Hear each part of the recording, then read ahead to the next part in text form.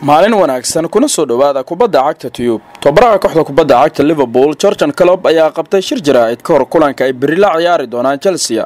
Klopp waxyaabo badan ay uu shirkiisa jaraa'id kaga hadlay kuna saabsan guuldaradii Chelsea ay kala kulmeen habeenkii Arbacada wuxuuna sheegay natiijadaas inay ahayd mid soo degdegtay qaar ka mid ah ciyaartooydiisa muhiimkan ay ka maqnaayeen.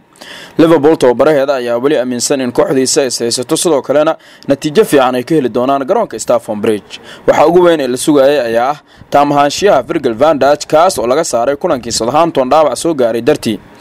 Van Dijk ayaa seegi kara kulankaasi tababarka ma ciyaarin maalmahan sababtoo ah wali ciyaaryahankan taam uma noqon ayuu yiri.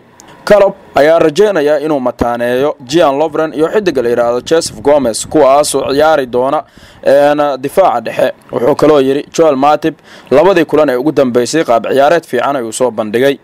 haddii Van Dijk uu soo noqdo uu ciyaari doona balse ilaa hadda uma haysano option ah in kulankaas uu diyaar u yahay sida idin muuqatayba maalmahan ma sameeynin wax tababar ah ayuu yiri tababaraha kooxda kubadda cagta ee Liverpool Jurgen Klopp.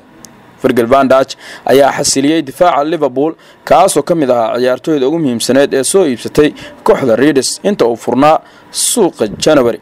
sidaa darteeda Virgil van Dijk ayaa ka maqnaan doona kooxda Liverpool kulanka Chelsea haddii uu taamu noqon waayo xidigan. waad ku maasan tahay daawashada warbixintan fadlan Liverpool dhibaato ma kala kulmi kartaa maqnaanshiyaha xidigan mar kale Chelsea maadaama ay wajahayaan qaybta hoose ee commentiga ayaad noogu reebi kartaa aragtidaada.